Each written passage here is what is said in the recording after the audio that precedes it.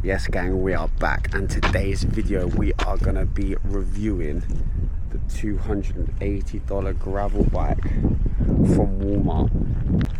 Now, as someone who started cycling this year for my first bike, I didn't want to go and break the bank. So when I saw this bike for $280 and it was a gravel bike, I thought I had to go and get it. Now, since getting the bike at the end of March, I've racked up over 100 miles and I've been able to ride on all terrains, tarmac and gravel. So in this video, I'm going to tell you what I like, what I dislike, the specs on the bike, and if you should get it or not. Now, like I said at the start, I'm new to cycling and I didn't want to spend thousands on a hobby that I wasn't sure that I was going to stick out with. But I'm lucky I have now. But anyway, I saw the reviews were quite mixed, and it took me a while to get it, to be fair. I had to wait till they got back in stock again. But I thought, you know, it's $280 at the end of the day. If I didn't like it after 30 days, I was able to return it. So yeah, here's my review on the Ozark Trail 700C gravel bike. Now, I picked the gravel version because growing up, I used to do quite a bit of mountain biking, and the thought of just riding on roads kind of was a little bit daunting. So the fact that this can go on light trails and it can do its fair share of keeping up with road bikes as well, I thought it was kind of a jack of all trades kind of bike. Alright then, so I will give you a quick breakdown of the specs. It has an aluminium frame, it has a steel fork, it does have mechanical disc brakes, it has a 2X drivetrain, which seems to be all pretty standard on, you know, your first bike that you get, really. It also comes with these stock tires, which are 700X to 40C, which actually have been very grippy when I've been either on the road. They cover quite a lot of base, and when I've done light trail riding, they've stuck to the ground pretty well. Actually, I've been very impressed with the stock tires, I can't lie. So I did get it delivered to my house. That meant that I had to put it up myself. I think roughly it took 45 minutes to an hour to put up. So for someone that's never put a bike together before, I didn't feel like that was too long. Now, if I had the chance to go over again, yes, I would have tried to put it up myself. However, once I did that, I would have took it to a bike shop just to give it the once over, just to kind of see if I'd done everything properly, because again, it was my first time doing it. I'm pretty happy with how it's turned out. I've still not taken it to a bike shop. I've done all the tuning and tightening of the brakes myself, but yeah, that would be my advice. Right, let's take it for a spin, shall we?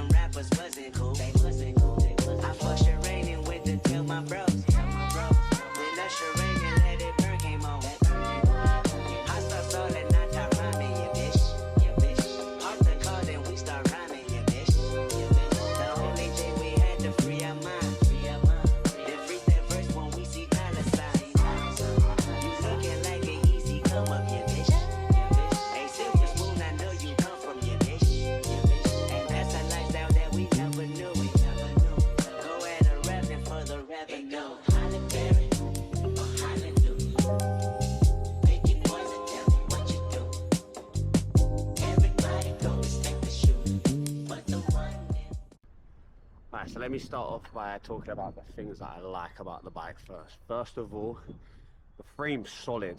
Now, when I was looking, obviously I wanted a cheap entry bike, but I didn't want to have something that was going to be like a boat on the gravel and the roads. and this actually isn't too bad when it comes to weight. Like I said, the frame feels really sturdy, and yeah, that was one of the first things that I thought when I've been on it for the first few rides, that it's a capable bike for sure. Now next up would be its comfortable riding position. It's not too aggressive and it's perfect for beginners in terms of just the height. Like, you're not aiming for aero as such, it's just a real comfy ride. I think the longest ride that I've been on here is 3 hours, and I got off thinking I could have done an extra 3, to be fair. So that is credit to the Ozark Trail and its saddle and seating position. Now next on the things that I liked is its handling. Obviously on the road it was going to be as good as any entry-level bike, but the gravel was the thing that surprised me, and I take this with a pinch of salt because I've not been on overly too many gravel rides. I'd say 5 in the last 4 months, but for someone that had, you know, mountain bikes and stuff growing up, I was pleasantly surprised on how it handled on the trails and the gravel. Again, I've not been on any expensive gravel bikes, but if this handles this well on a cheap one, then I'm very excited to see what a more expensive gravel bike holds out. And number 4 seems quite fitting. Seems as we're on a bit of a steep climb right now, but it is light enough to climb very decently. I don't think there's ever been a time where I've had to get off the bike and walk because the bike couldn't handle a climb, and it's been on some pretty high percentage inclines, to be fair, and it does really well going over bumps as well. I've got my Insta360 go on the back and hardly ever flinches, so yeah, 4 really good cons there. So yeah, 4 really good positives there for the Ozark.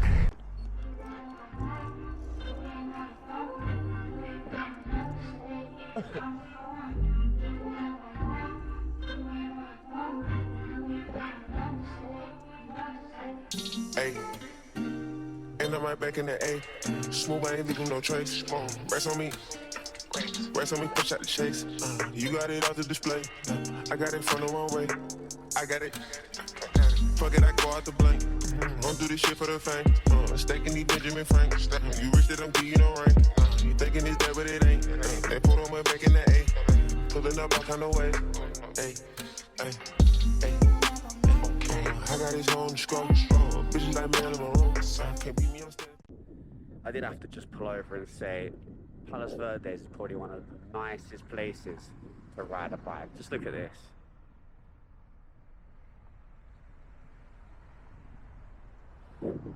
Absolutely unreal. Now with that being said, with the positives comes the negatives, and it could be some that might put you off buying this bike. Now the first one would be the shifting. Feels like it takes an eternity to shift, and when it does, it's just very clunky. Like, it feels like it's going to slip out, or sometimes it feels like the chain's going to fall off.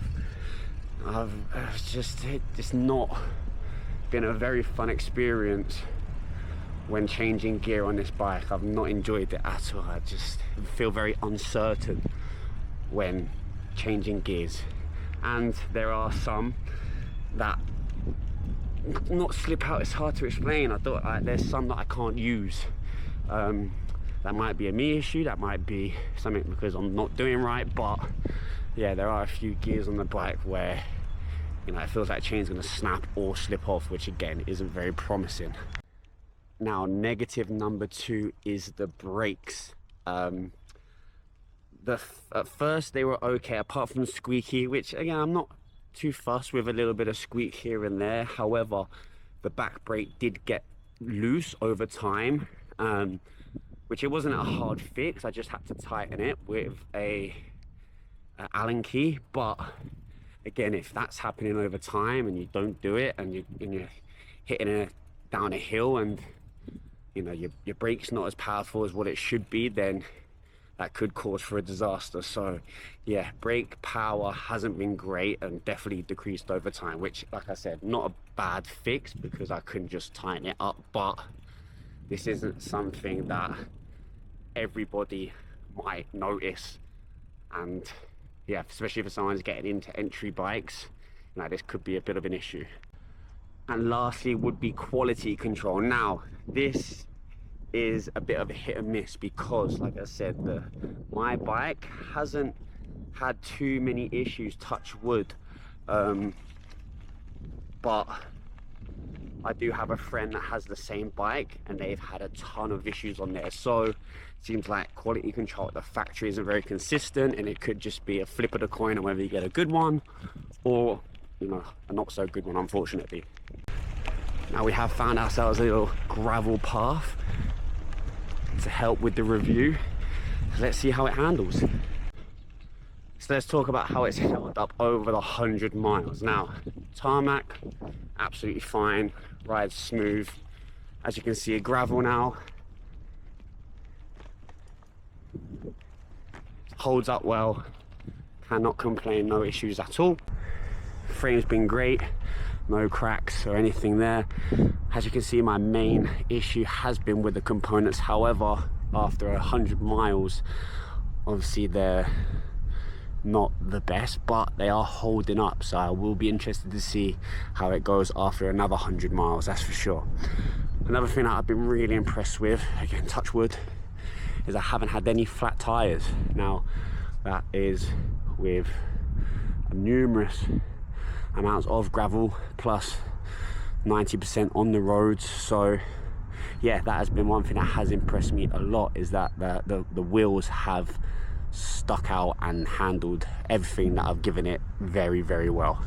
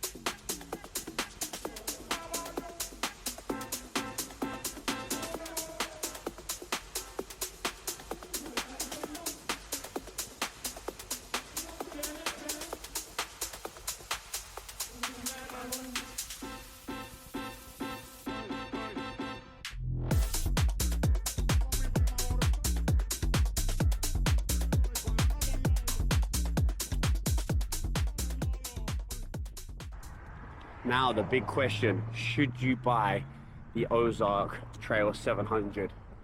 If you're starting out to biking and you're looking for a good entry-level bike for pretty cheap considering some of the options on the market, then absolutely you should get this bike. Yes, you might need some help mechanically, or like me, this has been kind of like a great little project bike in terms of learning the mechanics myself. You know, nothing has fallen apart, nothing has broken, everything's been pretty sturdy in a sense of what I've wanted for my first bike. So yeah, I would give it a thumbs up. Now, with that being said, if you're an experienced rider and you want to go hard out the gates and you're gonna push yourself and the bike to its absolute most, then I would stay away. You're gonna outgrow this bike very quickly. It might not handle long, so you might be better off putting your money in a bike and spending that little bit more having something that's going to last you a little bit longer for what you want to get out of it. But if this video has helped you to decide whether or not you will get the Ozark Trail bike or not, then drop a like, drop a sub for more cycling content and to follow my cycling journey. If you do want to see specific content, drop a comment too. I'm open to new ideas and I will be doing some more reviews in the near future. But that's it for now, and I'll see you in the next one. Peace.